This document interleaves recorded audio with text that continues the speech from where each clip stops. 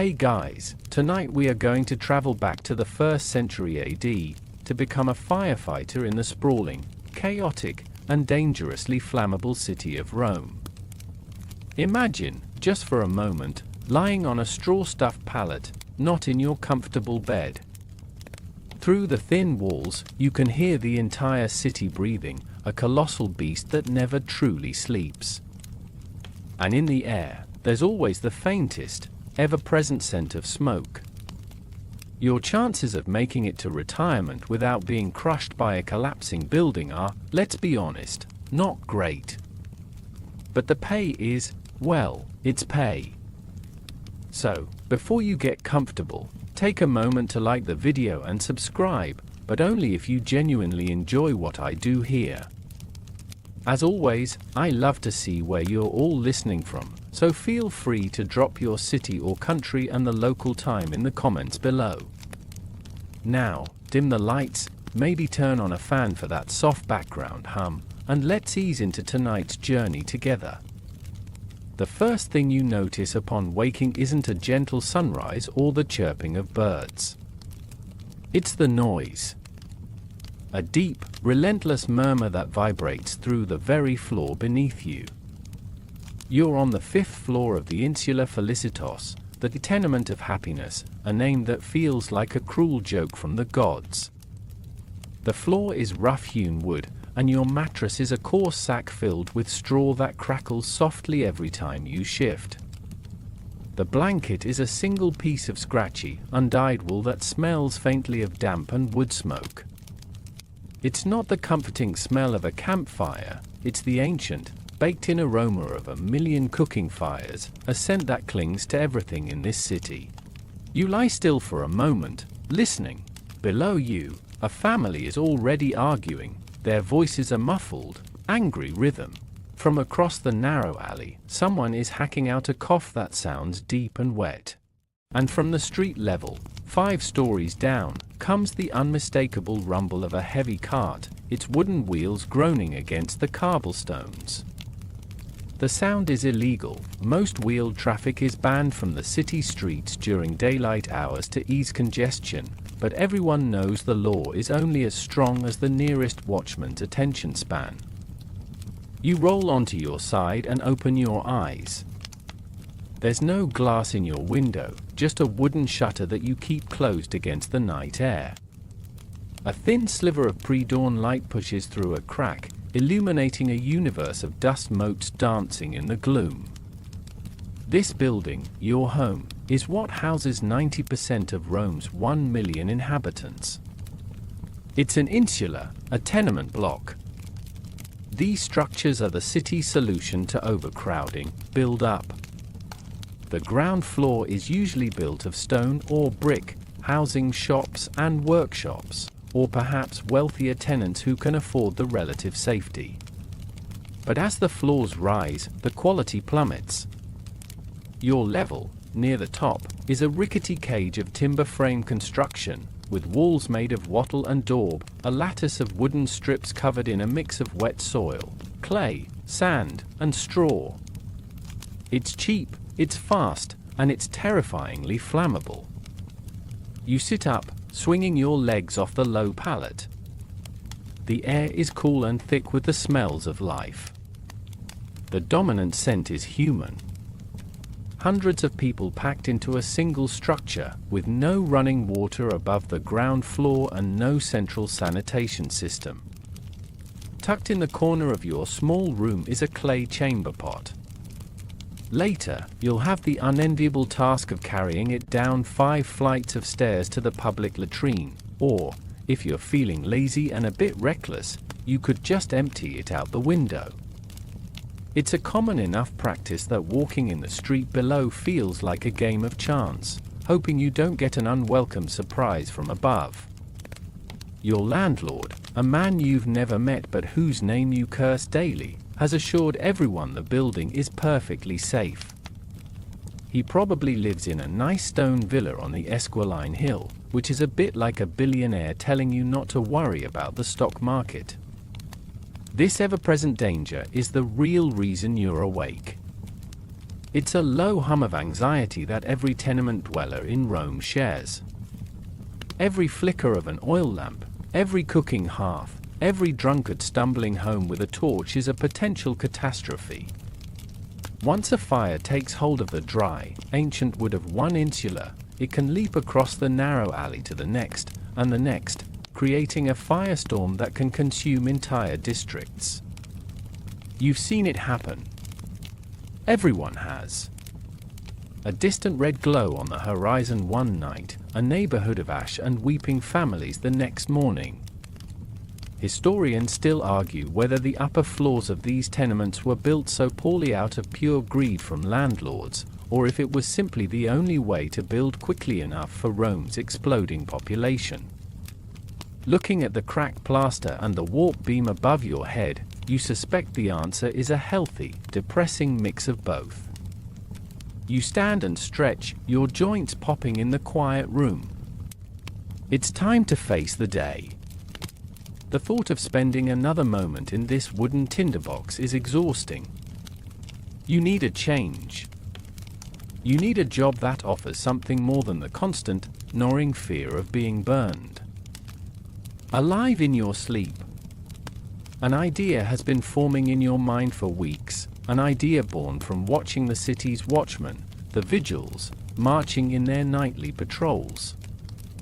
It's a dangerous life, yes, but it's a life with purpose. And, more importantly, it's a life spent outside of buildings like this one. You pull on a simple tunic, the coarse fabric a familiar weight on your shoulders. As you fumble for your worn leather sandals, your toe connects squarely with the wooden leg of your small stool. You stifle a yelp. It's the second most common cause of injury in the building, right after spontaneous structural failure. That settles it. Today's the day you stop being a potential victim of the flames and try to become one of the people who fight them. You step out of your small room, closing the flimsy wooden door behind you. The air in the stairwell is even more stale than in your apartment, thick with the ghosts of yesterday's cooking and the ever-present damp. The stairs are steep and uneven, a treacherous cascade of worn stone and creaking wood. You grip the rough wall for balance, your knuckles grazing against the gritty plaster. Each step downward feels like a descent into the city's belly. You pass doors behind which you hear the stirrings of other lives, a baby's cry, a man snoring, the low murmur of a conversation you can't quite catch. These are your neighbors, yet you barely know them. In a place this crowded, a strange sort of anonymity thrives. You are all just bodies packed together, sharing the same space, the same risks, the same desperate hope that the day passes without incident. Reaching the ground floor is like arriving in another country. The air moves here, stirred by the morning bustle. You step through the large archway that serves as the building's main entrance and are immediately absorbed into the river of humanity that is a Roman street. The noise is a shock after the relative quiet of your room. The clatter of hobnailed sandals on stone, the shouts of vendors hawking everything from warm bread to cheap pottery, the braying of a mule stubbornly refusing to pull its cart. The smells are a dizzying cocktail, the rich, yeasty scent from a bakery next door, the sharp tang of cheap wine spilling from a tavern, and the ever-present, eye-watering stench from the gutter that runs down the center of the street. You pull your tunic tighter and push into the crowd, a man with a singular purpose. You are heading for the Statio, the local barracks of the Corps of Vigiles. It's a 10-minute walk through the labyrinthine streets of the Suburra, a dense, lively neighborhood known for its grit and its danger. As you walk, you keep your eyes forward. This is no place for idle sightseeing. But even so, you can't help but notice the contrast between the buildings. Your own insula leans tiredly against its neighbor, a web of cracks running up its faded facade. Next to it, a grander house stands aloof, its lower windows barred, its stone walls a clear statement of wealth and security. Your destination is more like the latter. When you arrive, you see it standing solid and proud amidst the chaos. The Statio Cohortis for Vigilum is a formidable two-story brick building, utilitarian and imposing. It doesn't try to be beautiful, it is built to last. A stark contrast to the timber-laced tenements that surround it. This is a place of order, of state power. This is where you want to be. Taking a deep breath, you walk into the open courtyard. The atmosphere shifts immediately. The chaotic energy of the street is replaced by a sense of disciplined routine. Men in simple, functional uniforms move with purpose, cleaning equipment or sparring with wooden swords. A handful of other hopefuls, men like you, stand nervously to one side. A stern-faced centurion with a network of scars on his face and a deeply unimpressed expression eyes the group of new arrivals. This is it. This is the moment. You know the history. The Corps of Vigiles, officially the Vigiles Urbani, was created by the first emperor, Augustus, after a series of disastrous fires proved that private, volunteer brigades were simply not up to the task. He created a formal, 7-cohort-strong paramilitary force, tasked with the monumental job of keeping Rome from burning down. And to fill its ranks, he turned to a massive, underutilized resource, freedmen. Liberty. Former slaves, like you. For a man who has known bondage, the offer of the Vigiles is a dizzying prospect. It's a chance to earn not just a wage, but a status that money alone can't buy. The recruitment process is brutally efficient. There are no long forms to fill out, no probing interviews about your hopes and dreams. The centurion gives you a quick, assessing look. He orders you to strip to your waist. He checks your hands for signs of hard labor, your back for strength, your legs for soundness. The main entry requirements seem to be an ability to carry a heavy bucket without complaining and a facial expression that suggests you're not entirely terrified of heights. You manage to fake one of them. He barks a few questions. Your name? Your former master? Can you follow orders? You answer with a simple yes, sir, your voice steadier than you expected. You are offered the terms. It's a long, binding contract. 25 years of service. A quarter of a century. The pay is modest, less than a legionary makes, but it's steady. You get rations, a place in the barracks, and medical care. And at the very end, if you survive the fires, the riots, and the collapsing buildings, you are promised the ultimate prize, full, unambiguous Roman citizenship. Not just for you, but for any children you have from this day forward. Your son could be a citizen. Your daughter could marry one. The weight of that promise is immense. Scholars debate just how much choice these freedmen really had.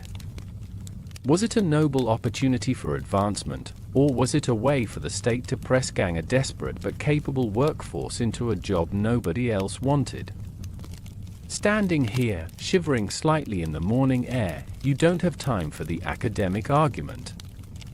It just feels like the only door that's open to you. The centurion points a thick finger at you. You're in. And then he moves to the next man. That's it. Your life has just been irrevocably changed.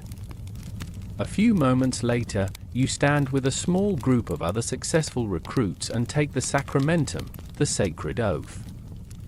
You swear loyalty to the emperor, to Rome, and to your cohort. The words feel heavy and real in your mouth. You are handed a new tunic, darker and coarser than your old one, and a pair of sturdy military sandals. They also inform you that your new unofficial title is Spartless, or Little Bucket Man. It doesn't sound quite as heroic as you'd imagined, but at least it's a title. You are led away from the courtyard and into the barracks proper, leaving the morning sun and your old life behind. The sounds of the street fade, replaced by the rhythmic clang of a blacksmith's hammer from the station's workshop. Your new home is brick. The roof will not leak. And the walls will not burn. Not if you have anything to say about it. The first few days in the barracks are a blur of routine. You learn how to march without tripping over your own feet, how to properly clean and maintain your gear, and how to understand the complex system of bugle calls that punctuate the day. The initial excitement of your new life quickly settles into a kind of structured monotony. The food is simple but plentiful, the work is demanding, and the threat of being yelled at by a centurion is constant. Then, one evening, your name is called for the duty roster. You're assigned to your first night patrol. As dusk begins to bleed across the sky, turning the heavens a shade of bruised purple and soft orange, you gather in the courtyard to gear up. This isn't the heavy equipment for fighting fires, this is the standard kit for a night watchman. You're handed a simple bronze helmet that feels unnervingly heavy on your head, its leather lining smelling of stale sweat from 100 previous owners. You strap on a thick leather belt from which hangs a short, stout wooden club, your fustis, and a simple dagger that feels more symbolic than practical. The gear is awkward, and you feel less like a guardian of the city and more like a child playing dress-up. Your centurion, a bull of a man named Macro, addresses the assembled patrol.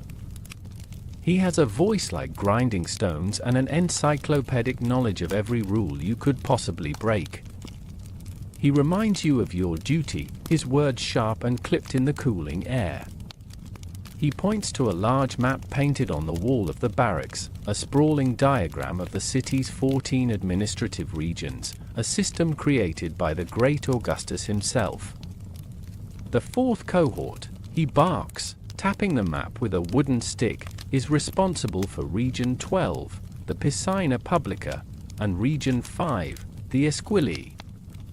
That is our territory. You will learn every street, every alley, every crumbling tenement and overflowing sewer.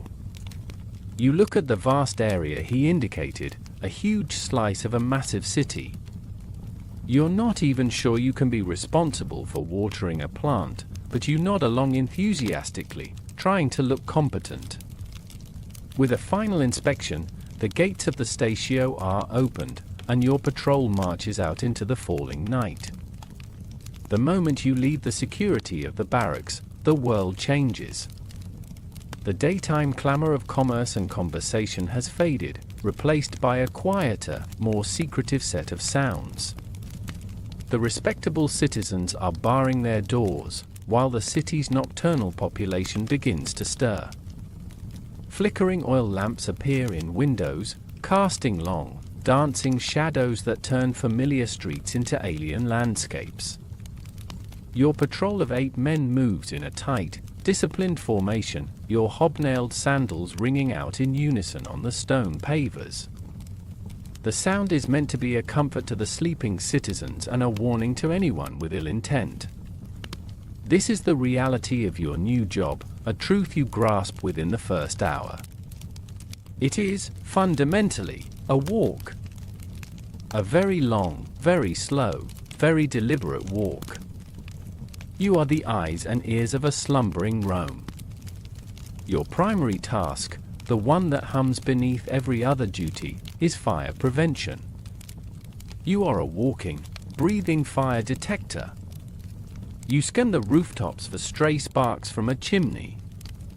You sniff the air for the acrid scent of burning cloth or wood, trying to distinguish it from the acceptable aroma of a banked hearth. You peer down dark alleys, your eyes slowly adjusting to the gloom, looking for the telltale glow of an unauthorized fire. Your patrol leader is a veteran named Lucius, a man with a quiet demeanor and eyes that miss nothing. He doesn't talk much, but he teaches you with a simple gesture. A subtle nod towards a baker's shop, where the embers in the oven still glow a little too brightly hours after closing. A pointed look at a pile of oily rags left carelessly outside a workshop. He shows you how to look at the city not as a collection of homes and businesses, but as a network of potential fuel sources. You pass by the very district where your old insula stands. Looking up at its dark, leaning shape from the street, you see it for the first time through Lucius's eyes. You see the cracked walls, the overloaded balconies, the sheer, terrifying flammability of it all. It's no longer a home, it's a disaster waiting to happen. Alongside Fire Watch, you are also the night's police force. You are to watch for burglars, cut purses, and drunken brawls spilling out of taverns. Historians debate how effective these patrols actually were at preventing crime. With only a few dozen men assigned to cover two massive urban regions, it was less a comprehensive police force and more a visible, walking deterrent. You feel this truth in your bones. The city is too big, the darkness too deep. You can't be everywhere at once. Your presence is meant to remind the city that someone is watching, even if that attention is stretched impossibly thin. Lucius tells you the three most dangerous things in Rome at night are a drunk's, politicians' sons with too much money, and any ladder made in the last 10 years. You make a mental note to avoid all three. Hours crawl by. The initial adrenaline of your first patrol dissolves into a dull ache in your feet and a profound sense of weariness. The night is punctuated by small events. You disperse a group of loud gamblers with a stern look and a tap of your club. You help a wine-soaked merchant find his way home. You spend 20 minutes listening to an old woman complain about her neighbor's noisy chickens. This is not the stuff of epic poems. This is the mundane, grinding reality of keeping a city safe. As you pass a tavern, a wave of warm air rolls out, carrying the scent of roasting meat, mulled wine, and laughter. It's a cruel form of torture, a test of your loyalty to the state versus your loyalty to your stomach. The state is currently losing. But you keep walking, your stomach rumbling in protest, the sound lost beneath the steady rhythm of your marching feet. The moon climbs higher, a silver coin in the black sky, and your long night is far from over. You don't remember finishing the patrol. You only remember the immense relief of seeing the gates of the Statio swinging open to receive you, a sanctuary of brick and order after a long night in the chaotic darkness. Lucius, your patrol leader, dismissed you with a grunt that might have been approval, and you stumbled towards your designated bunk. You didn't even bother to remove your sandals. Sleep took you like a wave, pulling you under into a deep, dreamless void.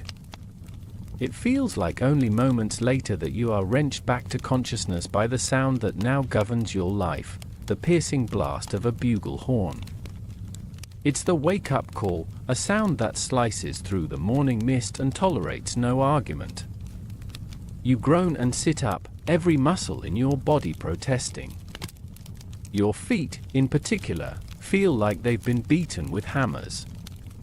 You are in your contubernum, a small, rectangular room that you share with the 7 other men from your squad. It is cramped, tidy, and smells overwhelmingly of men, worn leather, and old wool. Archaeologists and historians disagree on the exact layout of the sleeping quarters in a Vigil Statio. Some imagine long, open dormitories, while others argue for smaller, 8-man rooms like the legionary model, a contubernum. All you know is that your personal space consists of a wooden bunk and a small chest at its foot.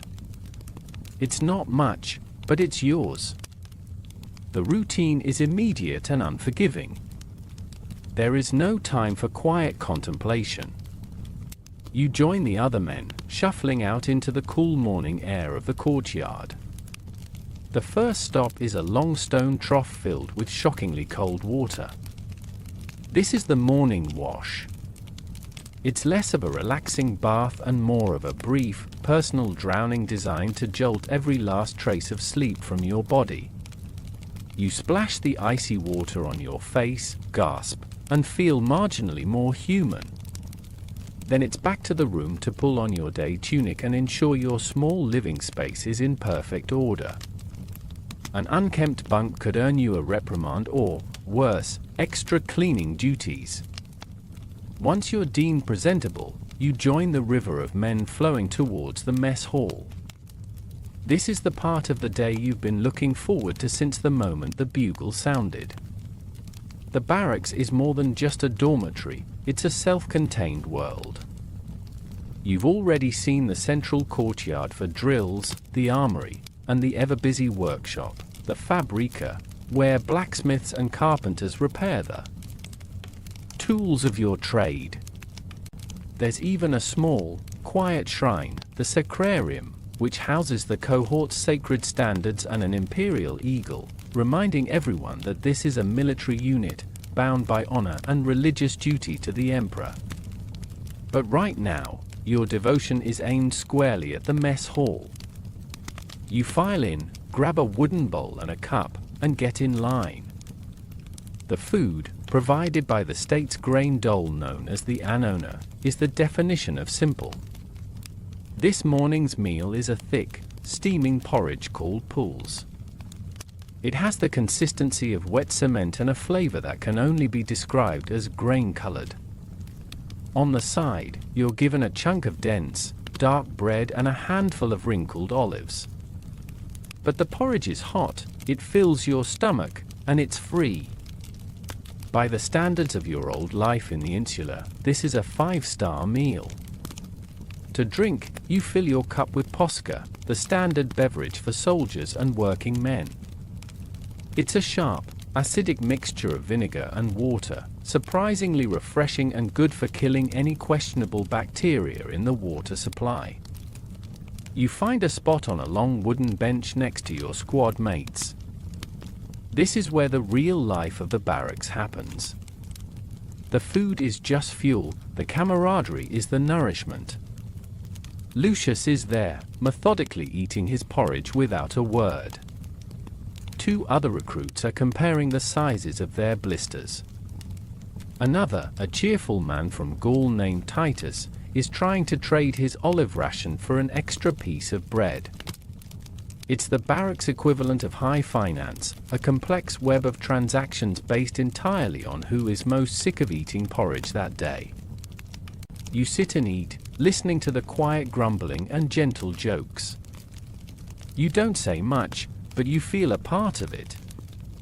The shared misery of the cold morning, the aching feet, and the endless patrols forges a bond faster than any formal ceremony. You are all Spartoli, little bucket men, together. After the meal, the day's work begins. There is no downtime. Some men are assigned to sentry duty at the gates. Others are sent to the fabrica to assist the craftsmen. Your squad is scheduled for drills in the courtyard. For hours, under the watchful eye of your centurion, you practice raising ladders, unrolling hoses, and, most importantly, forming a bucket brigade. You pass heavy leather buckets full of water down a line, over and over, until your arms burn and the movements become second nature. The work is repetitive and exhausting, designed to build muscle, discipline, and teamwork. It's a stark reminder that your long, boring walk last night was just one half of the job. The other half is strenuous, frantic, and far more dangerous. As you stand in the afternoon sun, your tunic soaked with sweat and spilled water, you think of your old room. Here, the life is hard, but it's solid. The roof above you is sound. the walls are strong. The porridge, for all its faults, is guaranteed. And as you wait for the bugle to announce the next meal, the next patrol, the next day, you feel a strange sense of peace. You're no longer just waiting for disaster. You're training for it. The blisters from the bucket brigade drills have barely healed on your hands when your real training begins. After the morning meal, your squad leader, Lucius, leads you not to the open courtyard for more marching, but to a long, covered shed at the back of the statio. The air inside is cool and smells of dust, old iron, and something sharp and vinegary. This is the arsenal, the heart of your firefighting operations. But there are no gleaming swords or neat stacks of javelins here. Instead, the walls are lined with tools that look crude, brutal, and agricultural. This is where you learn how to dismantle a city. Lucius starts with the basics. He gestures to a row of heavy-headed axes, their handles worn smooth by years of use. These are dolabrae. He picks one up, testing its weight. This is not for chopping firewood, he says, his voice low and calm. Its purpose is to make doors where there are none. To tear through walls. To bring down a roof before the fire does it for us. He explains that in a city of tightly packed, flammable buildings, the fastest way to stop a fire is to create a fire break. You don't fight the fire itself, you starve it. You do that by demolishing the buildings in its path. You are handed an axe, and its weight is sobering. It's a tool of pure deconstruction. Next are the poles. Long, thick wooden shafts, some measuring 20 feet or more, fitted with menacing iron hooks on the end. These are unsung, grappling hooks for the urban battlefield. You're handed a long pole with one of these giant hooks on the end. Lucius explains it's for pulling down burning balconies, peeling away terracotta roof tiles, and collapsing weakened walls from a safe distance. You feel like you've been given a giant's dental tool, and you're not entirely sure you're qualified to use it. You practice the awkward leverage required to use it effectively, feeling clumsy and weak next to the effortless technique of the veterans. Then come the sent ones. Stacked in a corner are piles of what look like thick, heavy patchwork quilts.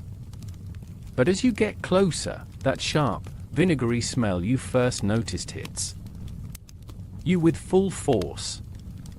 Lucius explains that these blankets are soaked in vinegar. The theory, he says, is that the acidic liquid makes the wool resistant to catching fire. These can be thrown over small fires to smother them, or worn by a Vigile for protection when he has to make a quick dash into a dangerous area. You're instructed to pick one up. It's surprisingly heavy with the absorbed liquid, and it smells like a salad dressing gone horribly wrong. Lucius claims they can save your life. You have your doubts, you think it might just make you a more appetizing target for the flames, seasoned and ready. Finally, Lucius leads you to the centerpiece of the collection, the pride of the cohort, covered by a large canvas sheet. With a dramatic flourish, a younger Vigile pulls the sheet away to reveal the siphons. It's the closest thing Rome has to a fire engine. It's a large, wheeled cart, upon which is mounted a wondrous and complex-looking device of bronze and leather. A double-piston pump sits above a small reservoir, with long wooden handles on either side. At the front, a swiveling nozzle points forward like a strange, metallic snout. It's the most advanced piece of technology you have ever seen up close. Operating it is a lesson in frantic, coordinated effort. It takes a team. 2 men, one on each side, must pump the handles up and down in a furious, rhythmic motion. Another team has to keep the machine's reservoir filled with water, a frantic bucket brigade running back and forth from the nearest water source. And one man, the bravest or most experienced, stands at the front to aim the jet of water. It is a fantastic workout for your arms and a terrible one for your dignity. But as you take your turn on the pump handles, you begin to understand the machine's limitations. There is considerable debate among experts about the actual effectiveness of the Roman siphons. From your perspective, you can see why. The stream it produces isn't the powerful, roaring jet you might imagine. It's more of a sputtering, intermittent arc of water that can reach a second-story window, but not much higher. Lucius confirms your suspicions. It won't put out a blaze, he says, shaking his head. But it can wet the roof of the next building over, stop the sparks from catching. It can put out a small fire before it becomes a big one. And, he adds with a cynical smile, it looks very impressive. The citizens like to see it. It makes them feel safe. You spend the rest of the afternoon in a rotation of exhausting tasks. You swing the heavy axe against a condemned wooden wall set up for practice, learning how to splinter the wood effectively. You get soaked, first with water from the siphons, then with the eye-watering vinegar from a cento during a smothering drill. By the time the bugle calls for the evening meal, every muscle in your body is screaming. You sit in the mess hall, staring at your raw, blistered hands. You now understand the truth of your new profession. You are not a rescuer. You are not a water bearer. You are a demolition man, a specialist in the brutal, necessary art of tearing things down to save everything else. Several weeks pass. The rhythms of the barracks become your own. You have learned to sleep through the snores of the man in the bunk next to you and to identify which centurion is on duty just by the sound of his footsteps in the corridor. Life settles into a predictable pattern of patrol, drill, eat, and sleep. You are on standby duty in the barracks, a shift that involves staying awake and ready through the dead of night. You are half dozing on a bench in the courtyard, the cool night air a welcome relief. The moon is hidden by clouds, and the only light comes from a few torches guttering in their brackets. It is profoundly, deeply quiet. And then the quiet shatters. It's not the sharp blast of the bugle, but a more frantic, more urgent sound, the heavy, rhythmic clang of a bronze bell being struck with a hammer. Incendium! The shout echoes across the courtyard, jolting every man to his feet. Incendium! Fire! In an instant, the sleepy barracks transforms into a hive of disciplined chaos. Men pour out of the dormitories, grabbing gear. Officers are barking orders, their voices cutting through the noise. There is no panic, only a powerful, focused urgency. You are swept up in the current. Your drowsiness vanishes, replaced by a surge of adrenaline.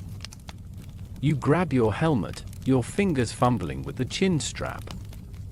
Someone thrusts a heavy leather bucket into your hands. Your squad assembles, and with Centurion Macro at the lead, you are running. You burst through the gates of the Statio and into the dark streets of Rome. The city is stirring, awakened by the alarm. You see windows being thrown open, heads poking out. The sound of your running feet, 100 hobnailed sandals slapping against the stone, is a drumbeat announcing your arrival. You can smell it before you see it. The unmistakable, sickening scent of burning oil and wood. It grows stronger with every street you cross. Then you see the glow, an angry orange light painting the clouds of smoke that are billowing into the night sky. You arrive at an insula, a building not so different from the one you used to call home. Smoke is pouring from a second-story window. Panicked shouts and screams fill the air as residents try to flee the building, some clutching random possessions, a bundle of clothes, a small wooden chest, a single cooking pot. Centurion Macro takes command with a roar that cuts through the panic. The fire is in a popina, a small cookshop on the second floor. It's a kitchen fire, small for now, but in a tinderbox like this, it could consume the entire building in minutes. The siphons has been dispatched, but it's heavy and slow. The first, best, and only immediate defense is you. The bucket men. The Spartoli. Macro points to a public fountain about 50 paces down the street, its small trickle of water looking pitifully inadequate. Bucket line. Form up. Now, he bellows. Instantly, your training takes over. 2 lines of Vigiles snake from the fountain to the base of the burning building. You find your place in the line, your heart pounding against your ribs. The man next to you is a towering giant from Germania who handles the heavy leather buckets like they are empty cups. You, on the other hand, feel like you're trying to pass a small, angry pig down the line. A very wet, very heavy pig. The work is frantic and exhausting. A full bucket, heavy with water, is slapped into your hands.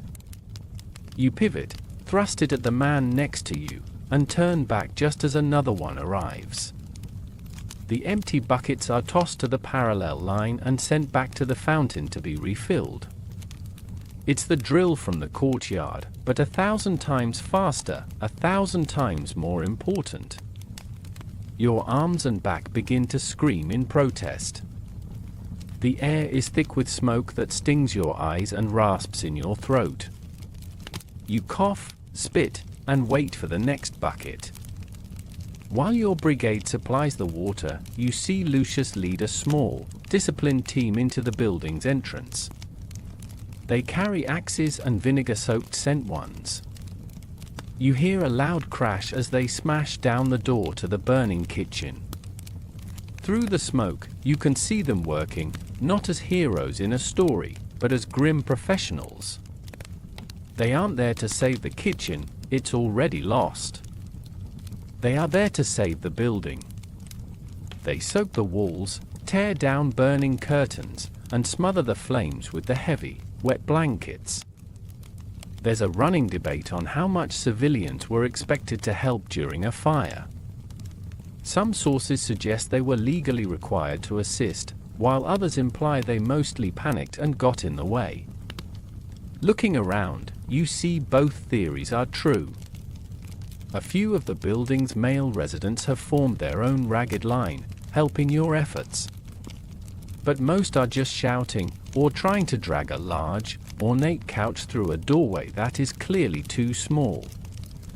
One officer is yelling at a well-dressed man to get out of the way, a man clearly more concerned about a pot he left on the stove than the fact the stove is now part of a much larger, building-sized fire. Slowly, miraculously, the organized assault begins to work. The thick, black smoke coming from the window starts to thin, turning gray, then white. The angry orange glow inside softens. The frantic shouts of the officers turn into more controlled commands. The fire, starved of fuel and drowned in a relentless torrent of water, is dying. A collective sigh of relief seems to run through the crowd. Lucius and his team emerge from the building, covered head to toe in black soot, their faces grim. Lucius leans against a wall and coughs, a deep, rattling sound. "Well," he says, looking up at the blackened, dripping mess of the second floor. "I suppose they won't be getting their security deposit back." You march back to the statio as the first pale light of dawn touches the sky. You are bone-tired, soaked to the skin, and you smell like a wet campfire. But beneath the exhaustion is a feeling you've never known before, a deep, satisfying thrum of pride. The system worked. Your training held. You faced the fire, and you won. A few nights after the kitchen fire, you are back on patrol. The lingering smell of smoke that seemed to follow you for days has finally dissipated, replaced by the usual nocturnal perfume of the city, damp earth, baking bread, and overflowing drains. The memory of the fire is still vivid, the heat, the smoke, the frantic energy of the bucket line. You find yourself almost wishing for that intensity again, for the clarity of a single, obvious enemy. Because tonight, the enemy is boredom, and it is winning. You walk your designated route with Lucius and the rest of your squad. The streets are quiet, the moon a sliver of bone in a dark sky. This, Lucius explains without needing to say a word, is the other half of your life. Fighting fires is the glorious part of the job, the part that earns you a grudging nod of respect from the citizenry. But most nights are not fire nights. Most nights are spent doing the cura urbis, the care of the city. In theory, it's a noble duty. In practice, it means you are the city's official nighttime nuisance, the men tasked with handling all the petty problems that fester in the darkness. Your first call of the night is a noise complaint. You are dispatched to a narrow street where a group of young men, their tunics stained with wine, are locked in what seems to be a singing competition. Their harmony is so bad it could be considered a public nuisance on its own. Your presence just adds a layer of official disapproval to the terrible acoustics. They are not dangerous, just drunk and loud. You don't draw your club. You just stand there, an unwelcome symbol of sobriety and order, until they lose their enthusiasm, grumble a few insults under their breath, and stumble off into the darkness. This is the reality of being a vigile on patrol. You are not a legionary, a conqueror of foreign lands. You are a Spartolus, a little bucket man, playing at being a policeman. You feel a distinct lack of respect from almost everyone you encounter. The wealthy, carried past in their litters, peer out through their curtains with disdain. The poor and the working class view you with suspicion, as just another arm of a state that demands much and gives little. Your authority feels like a costume you've put on, a bluff that works only half the time.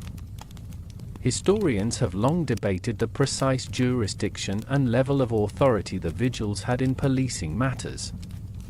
Did you have the power to arrest, or merely to detain? Could you pass judgment, or only hand offenders over to a higher magistrate? Standing in a dark Roman alley at 2 in the morning, you feel this ambiguity in your bones. Lucius's advice was simple: your greatest weapon is your voice. Command respect, even if you don't feel it. Your club is a last resort. Your dagger is for saving your own life, and nothing more. As if to emphasize your place in the city's hierarchy, a different kind of patrol marches past. They are taller, straighter, and armed not with simple clubs but with the short sword of the legions, the gladius. Their helmets are more ornate, their shields larger. They walk with an easy arrogance that you will never possess. These are the urban cohorts, the city's real police.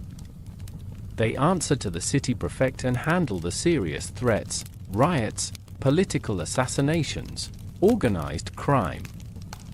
They pass your small squad without a glance, their silence a clearer insult than any spoken word. They are the wolves, you are the slightly grumpy sheepdogs, left to chase after the rowdy lambs. The night wears on, a slow procession of minor human dramas. You break up a screaming match between two merchants arguing over the placement of a stall for the morning market. You find a child who has wandered from his home, lost and crying, and spend an hour trying to figure out which crumbling insulae he belongs to.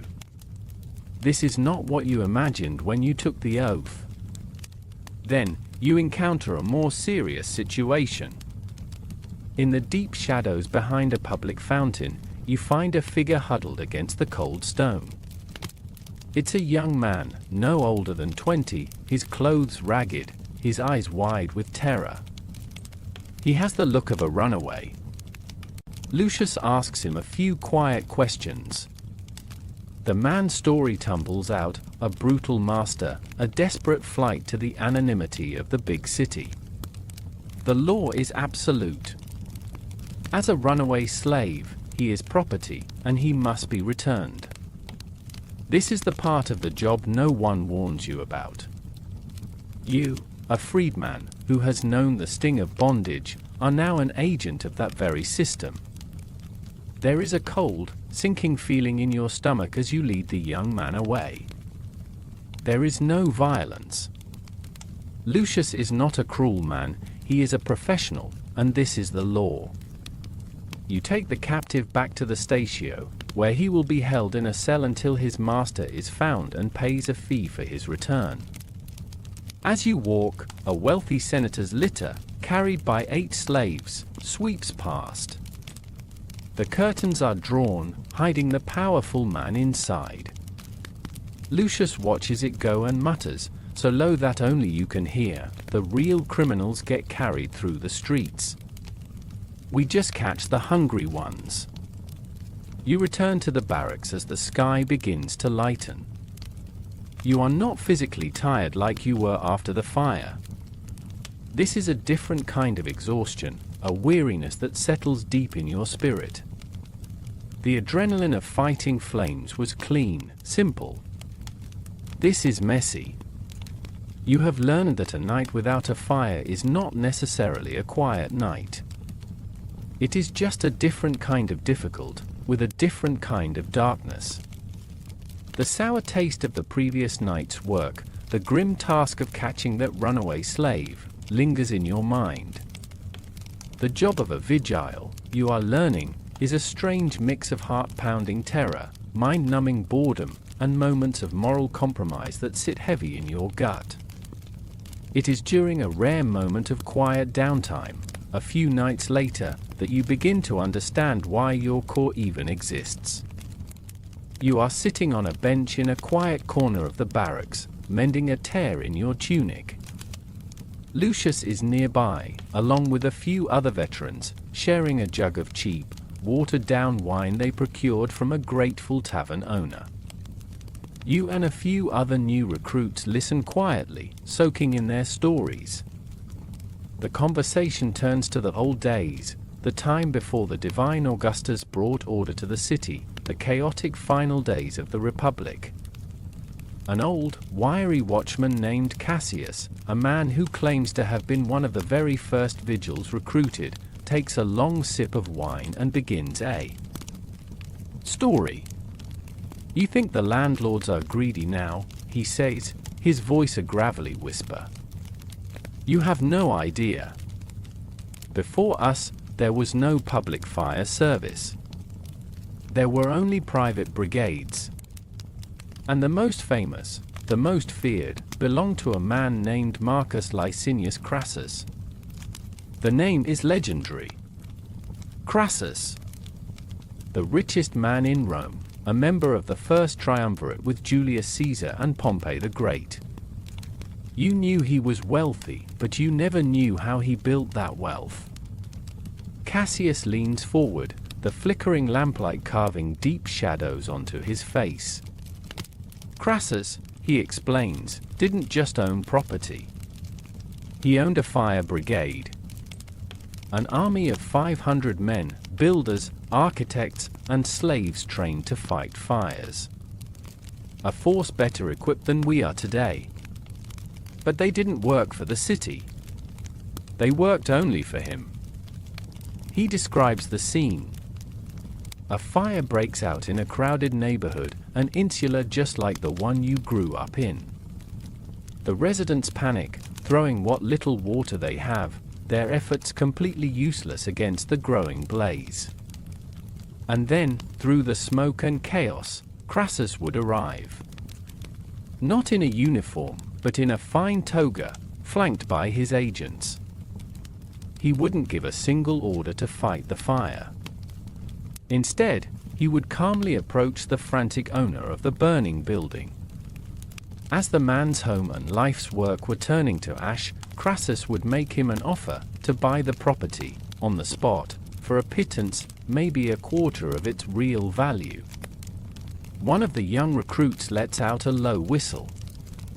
It's the ultimate negotiation tactic, Cassius says with a grim smile. I see your house is on fire.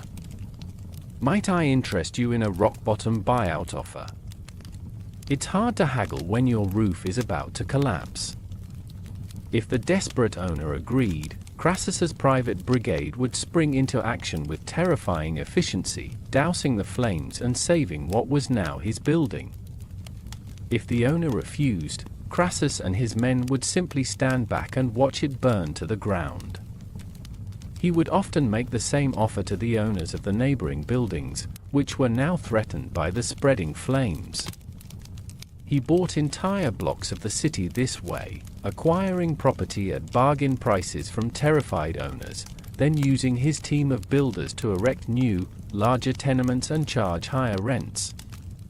Historians still debate, Lucius interjects quietly, whether Crassus and his agents actively started some of those fires, or if he merely took masterful advantage of the frequent disasters that plagued the city. Cassius scoffs into his wine cup. A wolf doesn't wait for a sheep to die of old age, he mutters. You try to imagine the sheer audacity of the man. It's like a doctor refusing to treat a snakebite until you agree to sell him your goat for half price. And the snake was his. You look around at the faces in the lamplight. No one is smiling. This isn't just a story, it's the origin of their purpose. They are the answer to men like Crassus. They exist because the state decided that a man's life shouldn't depend on his ability to negotiate during a catastrophe. A young recruit, emboldened by the wine, asks what finally happened to Crassus. Cassius' lips curl into a semblance of a grin. He got greedy.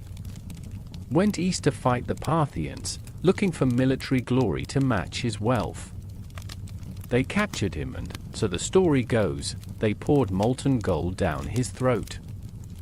A fitting end for a man with such a thirst for it. The wine is gone, and the story is over. The men begin to drift off to their bunks. You lie on your pallet, the tale of Crassus replaying in your mind. It casts a new light on everything. The thankless patrols, the petty disputes, the dangerous work, it's all part of a larger struggle. You are fighting more than just flames. You are fighting greed. You are the thin line that separates the ordinary people of Rome from the predators who see their homes not as shelters, but as assets to be acquired, by any means necessary. The night outside the barracks walls feels darker, but your place within them feels more certain than ever. You are on patrol on a hot, dry summer night.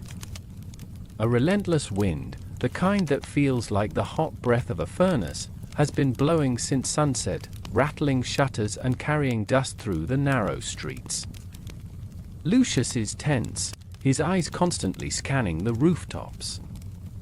A night like this, he mutters to you, and the whole city holds its breath. This is how disasters begin. His words hang in the air, a prophecy waiting to be fulfilled. It isn't long before it comes true. The alarm bell rings, not with the frantic but contained rhythm of the kitchen fire, but with a wild, desperate, unbroken clang. Before you even leave the barracks, you can see the glow against the sky. It isn't a localized flicker, it's a vast, angry orange stain that seems to be eating the stars. The mood as you run through the streets is different this time. The usual disciplined urgency is there, but it's underscored by a grim tension. This is a big one. When you arrive, The scene is pure chaos, a vision of the underworld brought to life. An entire 5-story insula is a roaring pillar of flame.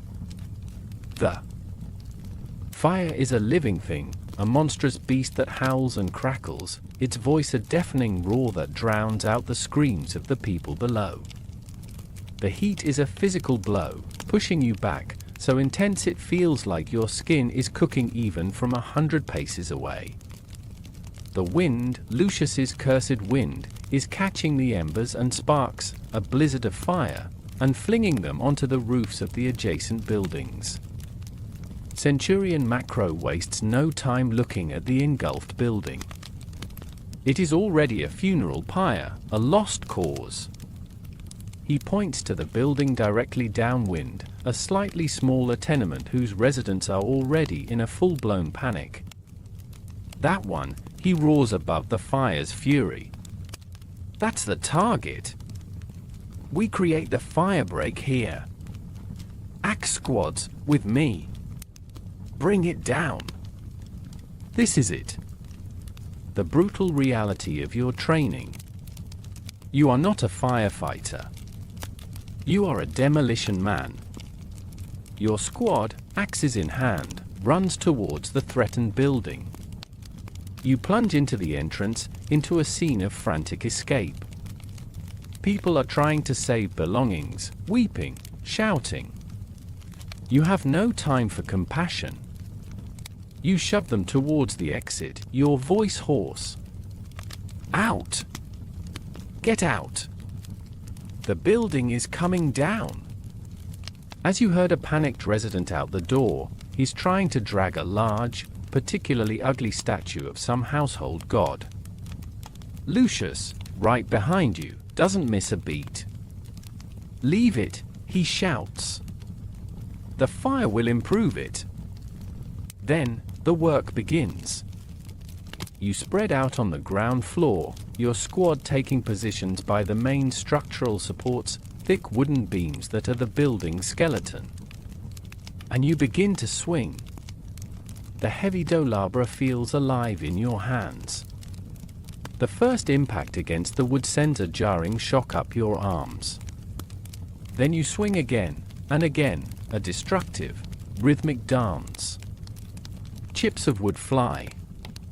The air fills with the smell of old timber and plaster dust, which mixes with the smoke from next door to create a thick, unbreathable smog. The building groans around you, protesting its own murder. You work in teams, the steady thwack-thwack-thwack of the axe is the only sound you can focus on over the roar of the fire and the screams outside. The greatest danger is not the fire you can see, but the building you are in. A chunk of the ceiling cracks and falls just a few feet away from you, shattering on the floor in a cloud of dust. Scholars continue to debate the casualty rate among the Vigiles, but all agree that fighting fires in this way was exceptionally dangerous. Collapsing floors and falling debris likely claimed more lives than the flames themselves. You feel this statistical truth in the creak of the floorboards beneath your sandals.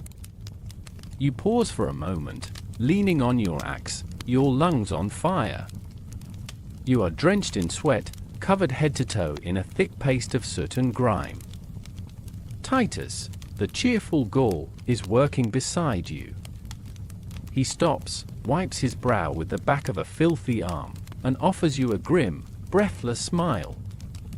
I always wanted a job in construction, he wheezes. I just thought we'd be building them up. You hear a series of crashes from outside as the hook squads on the roof begin tearing away the heavy terracotta tiles, sending them shattering onto the street below to lighten the load. Then comes the sound you've been waiting for, a deep, resonant crack from the heart of the building, a sound of colossal failure. Out! Macro roars, his voice somehow cutting through the din. Everybody out, now. You don't hesitate. You scramble, run, and stumble out into the street, emerging back into the blast furnace heat. Your squad pours out behind you, just as the building gives up the ghost. With a final, soul-shaking groan, it implodes, collapsing inward in a tidal wave of dust and splintered wood. You have done it. You have created a chasm of rubble, a firebreak. The owner of the building you just destroyed is on his knees, weeping. Macro, his face a mask of soot, walks over and claps him on the shoulder, a gesture that is surprisingly gentle. Be glad, the centurion says, his voice rough. The state will probably pay you half of what it was worth. And now you have a much shorter walk to the ground floor. You stand there for hours, watching the original fire consume itself, unable to make the leap across the gap you created. You feel no victory, no glory.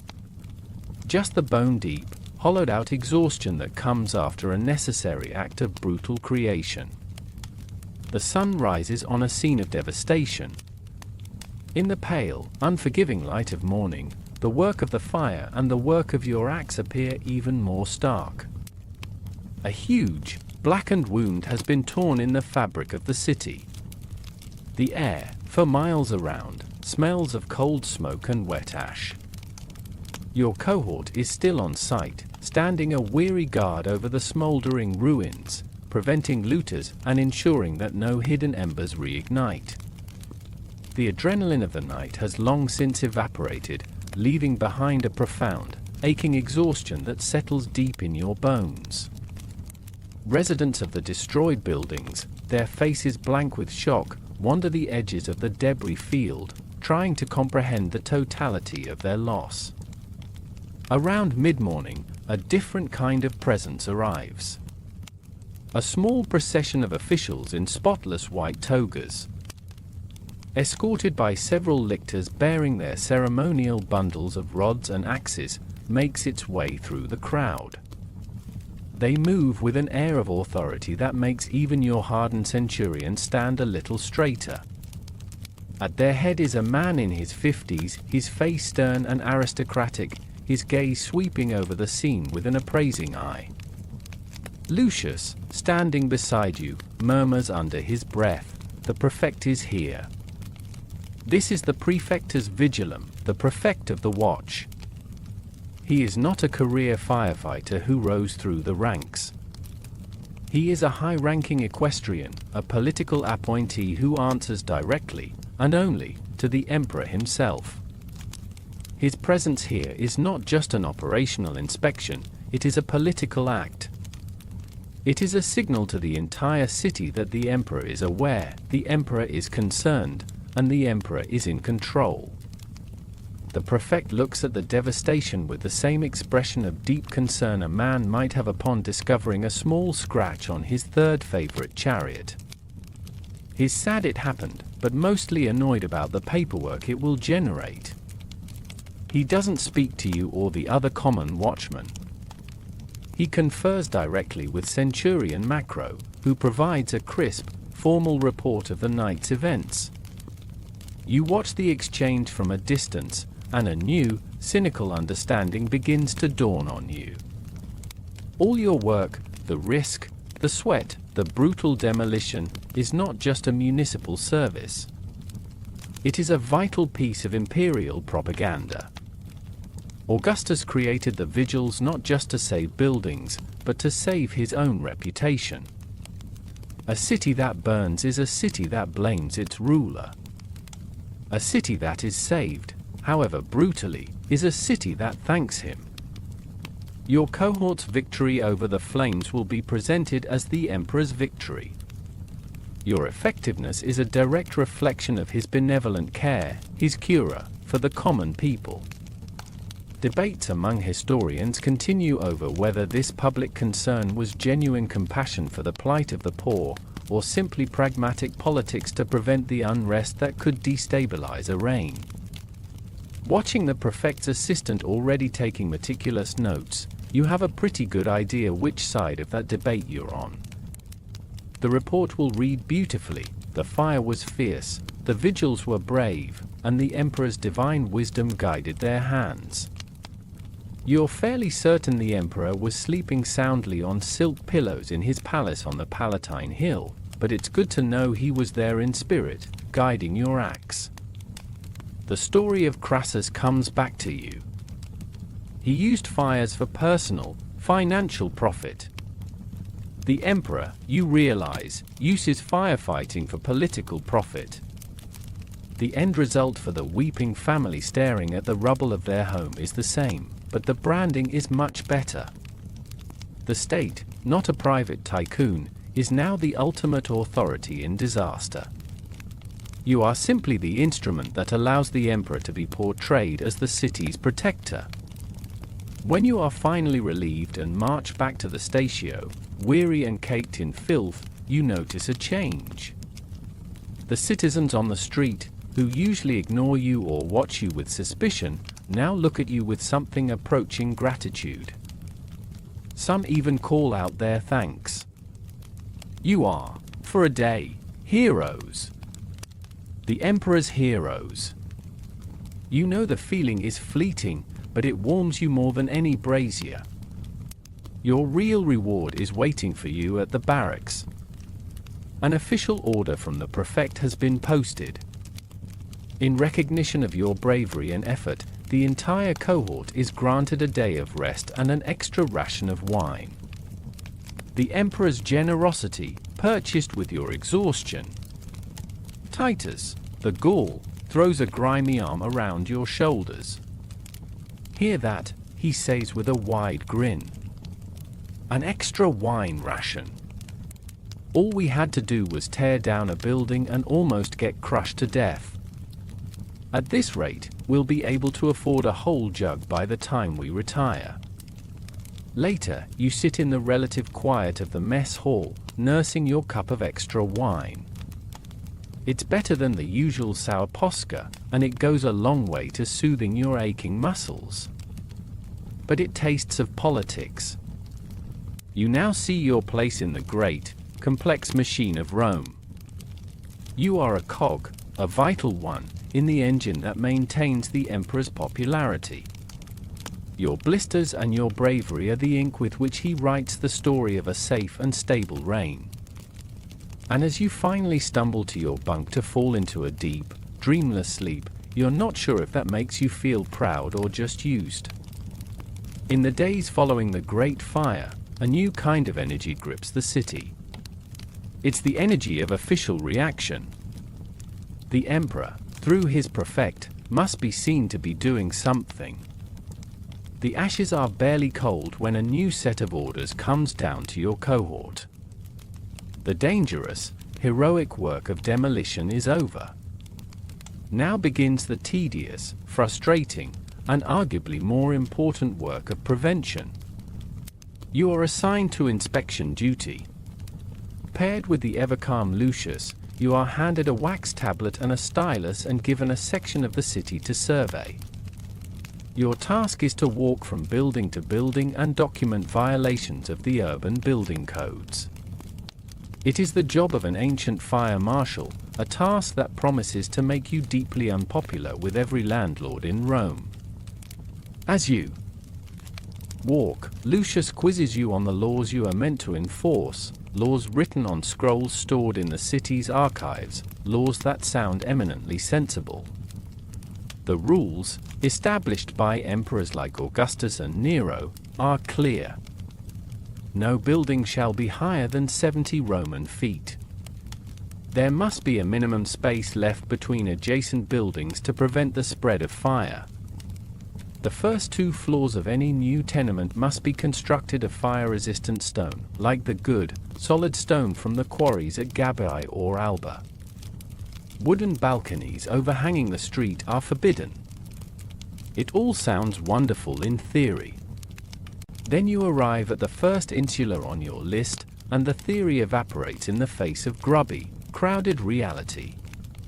The building soars at least 80 feet into the air. The top 2 floors are clear afterthought, tacked on with cheap timber and looking more like a wooden bird's nest than a human habitation.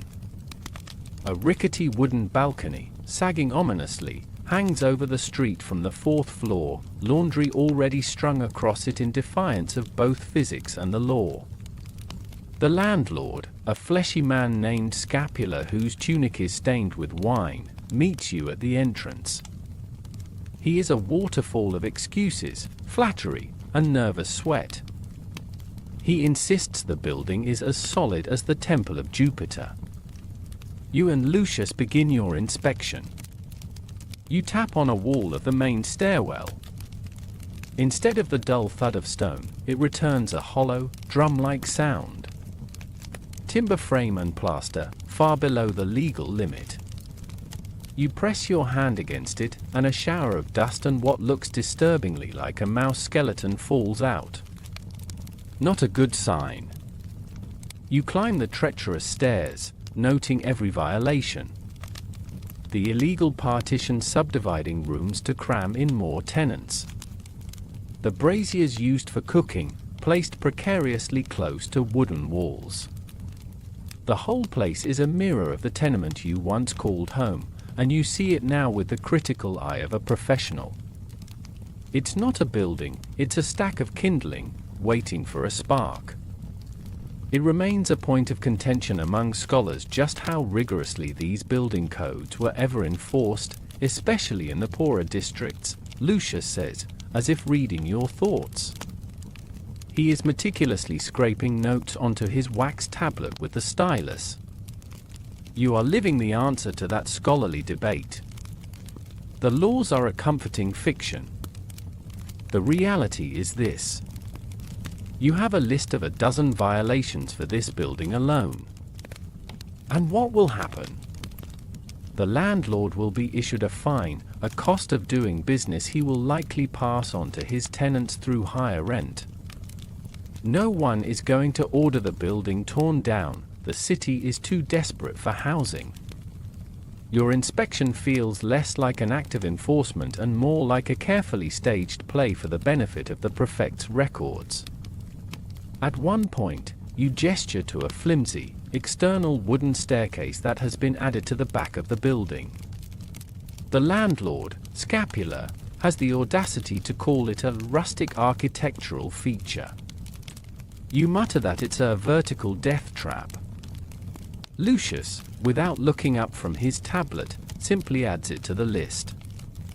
You learn that this duty is a quiet, unglamorous specialty within the Vigiles. Some men, Lucius tells you, become experts at it. They learn to read the subtle sag of a floor, to interpret the fine web of cracks in a plaster wall. They know all the tricks that landlords use to hide shoddy construction. It's an expertise built on cynicism.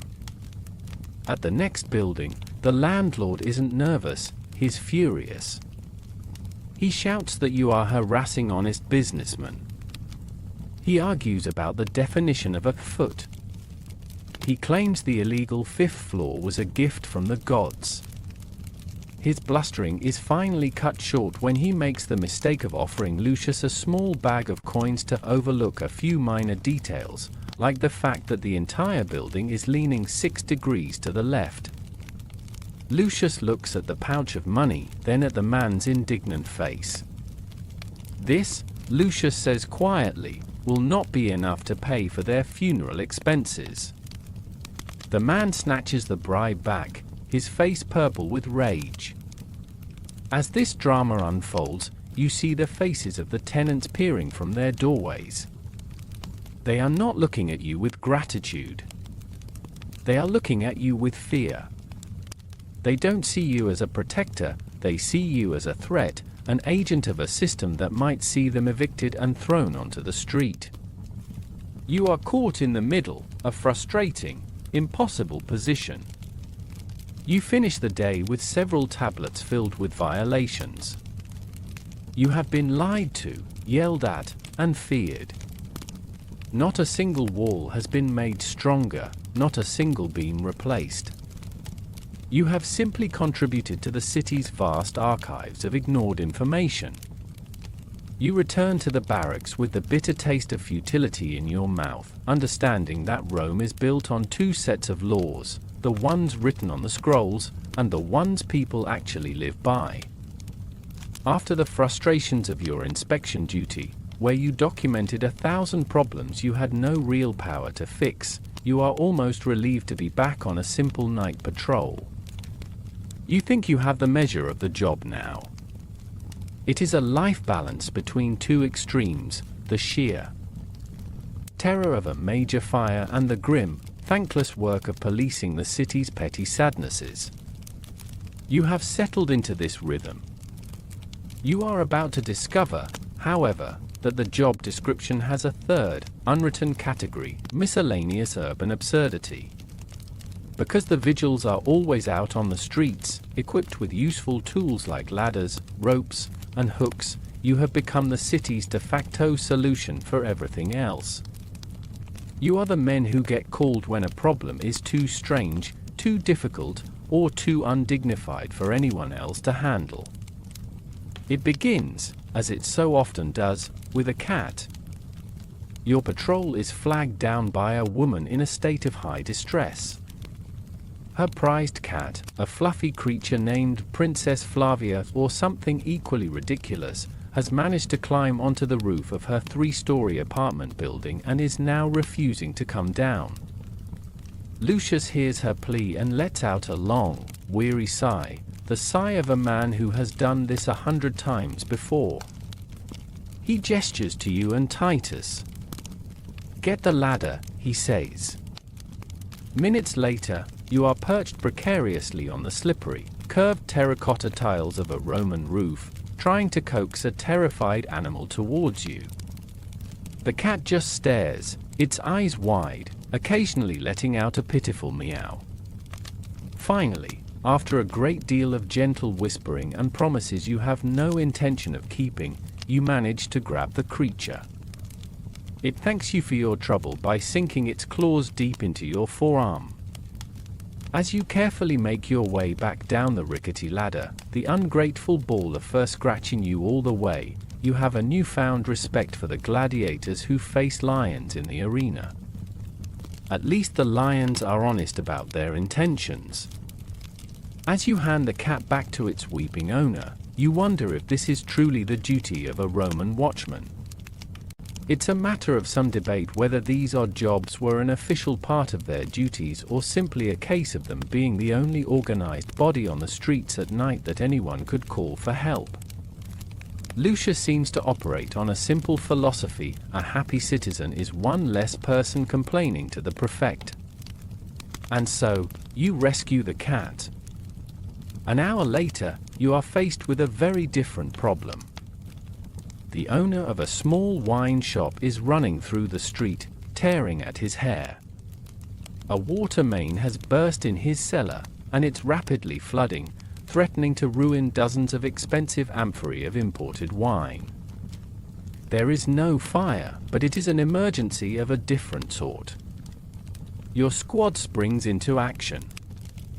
You form a bucket brigade, but this time, you are working in reverse, hauling endless buckets of frigid, muddy water up from the dark, cramped cellar and dumping them into the street. The owner is weeping about the potential damage to his precious Falernian wine. You are more concerned about the large rat that just swam cheerfully past your leg. You're almost certain it winked at you. Your night of strange tasks is not over. Your next job is far more unpleasant. You are sent to assist a minor city magistrate.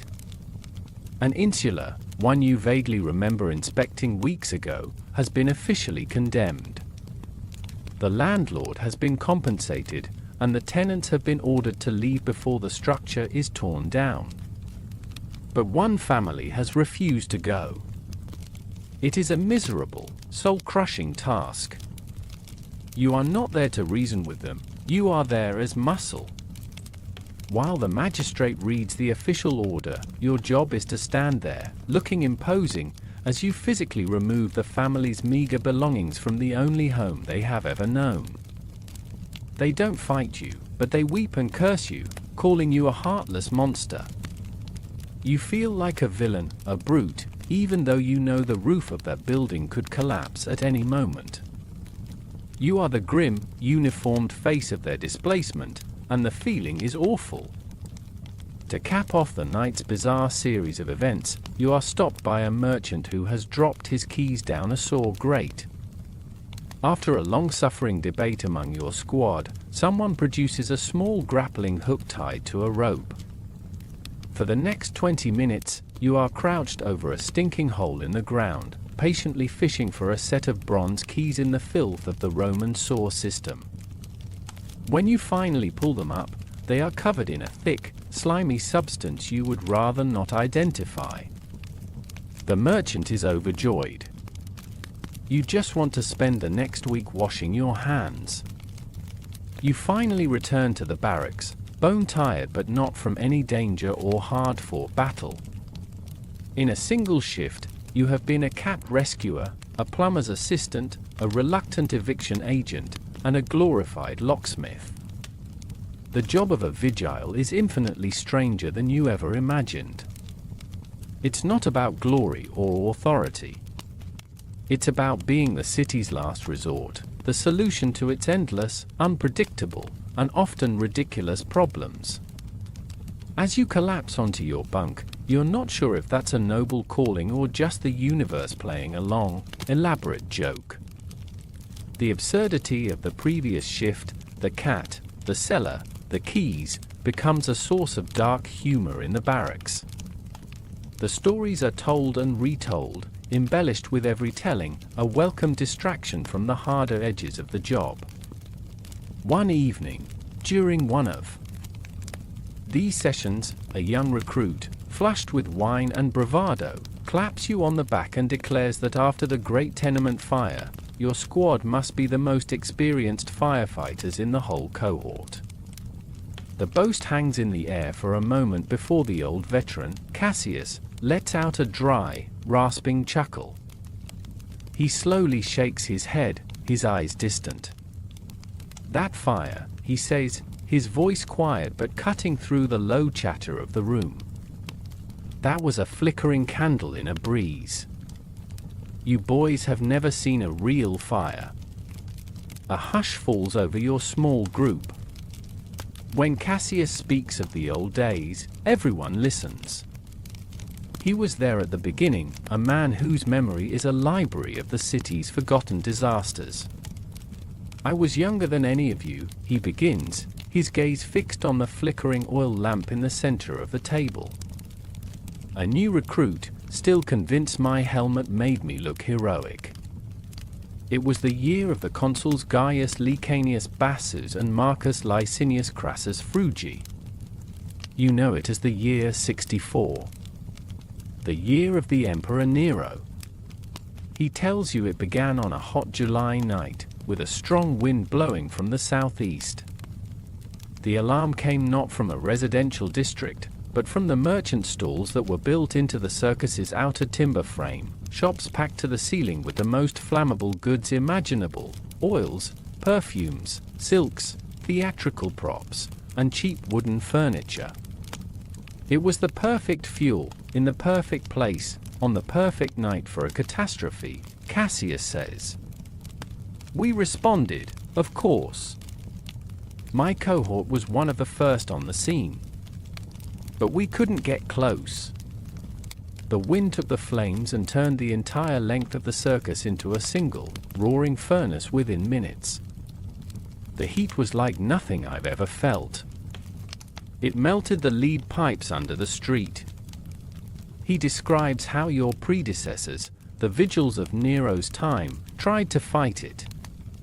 They tried to form bucket brigades, but the heat was too intense. They tried their demolition tactics, the same ones you used on the tenement fire.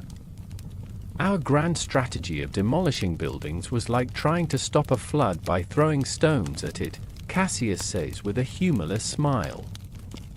We would spend hours tearing down a whole block of buildings to make a fire break, only to watch in horror as the wind lifted a sheet of burning thatch from a roof and carried it a quarter of a mile, starting 20 new fires behind our lines. The fire just laughed at us. He pauses, taking a long drink of water. To this day, he continues, his voice barely a whisper. Historians and gossips and senators furiously debate the cause of the fire. Was it an accident? A merchant's lamp knocked over? Or was it the emperor himself, clearing land for the grand new palace he wanted to build? He tells you of the rumor that spread like the fire itself, that Nero had stood on the roof of his palace, playing his lyre and singing about the destruction of Troy as he watched his own capital burn. I don't know if he sang, Cassius says, but I can tell you what it was like on the ground. For 6 days and 7 nights, the city burned. It felt like the end of the world. We stopped trying to fight it. We couldn't. Our job became search and rescue. We ran into burning buildings not with axes, but to pull people out. We became guides, leading the endless river of terrified, weeping refugees towards the few parts of the city the fire hadn't touched. He describes the sound, a constant, deafening roar that you could feel in your teeth, a sound that lasted for days until you almost forgot what silence was. He remembers the aftermath. When the fire finally burned itself out, 10 of Rome's 14 districts were gone. Not damaged, but completely destroyed. Entire hills that had been crowded with life were now just smoking fields of blackened rubble. For weeks after, he says, our job was to walk those ruins. We were looking for survivors, but mostly, we were finding the dead. The smell of ash and death hung over Rome for the rest of that year. He then tells you how Nero, after opening his gardens to the homeless, began the construction of his magnificent new palace, the Domus Aurea, the Golden House, on a vast swath of land the fire had so conveniently cleared. That, he says, is what made the rumors stick forever. A young recruit next to you mutters a joke he must have heard. They said Nero found a city of brick and left it a city of gold, his gold. The room is silent. The story is over. Your great fire, the most terrifying night of your life, now seems like a minor training exercise. You look at this old man, Cassius, and you see the weight of what he witnessed. You understand now, with a clarity that chills you to the bone, what your real purpose is. You are not just fighting fires. You are fighting history. You are the guardians against the memory of the great fire, the living wall meant to stand against its return. Every boring patrol, every thankless odd job, every swing of the axe is a desperate, daily struggle to keep the ghost of that inferno at bay. The story of the great fire lingers with you for days, a permanent shadow in the back of your mind. It has changed your perspective on time. Before, your life was measured in shifts, in the space between one meal and the next. Now, you find yourself thinking in years, contemplating the vast, intimidating expanse of your 25-year term of service. On a quiet patrol, you find yourself watching Lucius. He is not an old man, perhaps 10 years your senior, but you can see the job etched onto him. It's in the slight stiffness of his gait, a souvenir from a fall he took years ago. It's in the fine web of scars on his hands from countless minor burns and cuts. It's in the weary, patient set of his eyes, the eyes of a man who has seen too many fires and settled too many pointless disputes. You try to imagine yourself in 10, 15, or even 20 years. What mark will this life have left on you? You think back to the day you enlisted, the day you traded your freedom for a uniform. The bargain was simple. You gave the state your body, your strength, and a quarter of a century of your life. In return, the state offered you a promise, a treasure almost beyond imagining for a freedman, a former slave. At the end of your service, upon receiving your honesta missio, your honorable discharge, you would be granted full Roman citizenship. Civitas Romana. The words themselves are a kind of magic. You would no longer be a second-class resident. You would be a Roman, with the right to vote, to make a legal contract, to marry a citizen, and to have your children be born as citizens themselves.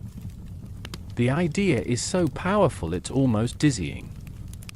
It's the ultimate ladder out of the precarious world you were born into. But after hearing Cassius' story, the promise feels less like a guarantee and more like a gamble. Scholars disagree on how often freedmen in the Vigiles actually survived the full term to claim their citizenship. The daily risks are immense. There are the fires themselves, the collapsing buildings, the disease from working in filthy conditions, violence on the streets. You look at the older men in the cohort. There are not many of them. Cassius is a rarity. Is the promise of citizenship a genuine offer or a lottery ticket with impossible odds? The state offers you a 25-year contract. The city of Rome offers you a daily contract on your life. And you're beginning to suspect the city's contract is the only one that truly matters. You contemplate what a career even looks like. You are a simple vigile, a bucket man. With luck and hard work, you might advance. You could become a specialist, an Aquarius, in charge of the water pumps, or perhaps a centenarius, an expert with the fire blankets. If you prove yourself reliable and have some education, you might become a junior officer. But the higher ranks, the centurions like Macro, are reserved for Roman citizens, often former legionaries. Your path has a ceiling, and it is made of solid stone. Still, you allow yourself to dream of that final day. The day you receive your honorable discharge. It would come in the form of a military diploma, 2 small bronze tablets hinged together, your name and new legal status inscribed upon them. And with it, a retirement bonus. For a legionary who fought on the frontiers, that bonus was often a plot of good farmland, an ager, in a distant colony. For a city watchman like you, it would more likely be a lump sum of cash, the numeraria. You can picture it so clearly. Holding that diploma in your hand, the proof that you made it. Having enough money to buy a small wine shop on a quiet street, or maybe a bakery. Your retirement dream is to own a tiny plot of land just outside the city walls, a place with a small garden, a few chickens, and a goat. A place where the only roof you have to worry about is your own, and the only fire is the one in your own hearth. Then the image of Cassius returns to your mind. He made it. He is a citizen. He survived the Great Fire. But he is an old man who still lives in the barracks, his body a living record of 100 injuries. He seems to exist on his stories and the respect of the younger men. Perhaps that is the real retirement package. You get your freedom, a handful of coins, and you get to be the spooky old veteran in the corner who terrifies the recruits. The patrol ends, and you return to the comforting solidity of the barracks. The promise of citizenship remains what it has always been, a distant, shining light at the end of a long, dark, and dangerous tunnel. It is both a beautiful dream and a cruel lottery. You do not know if you will live to see it become real. But standing here, in the quiet of the pre-dawn hour, you know that without that hope, this life of service would be an unbearable weight. For now, it is enough to have survived another night. It will have to be enough for all the thousands of nights to come. Your career as a Vigile is now measured not in days or weeks, but in the quiet accumulation of countless patrols. The city at night has become your natural habitat, its rhythms as familiar as your own breathing. On this particular night, you are walking the last leg of your shift in the deepest, most silent hour, the one just before the dawn. The air is cool and still.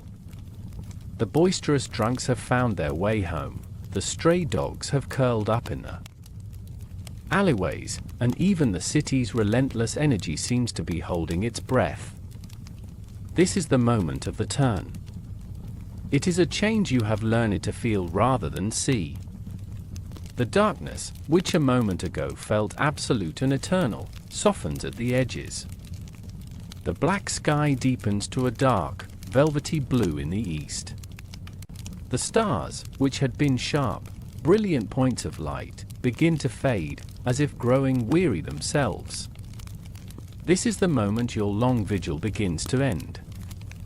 And then you see the first stirrings of life.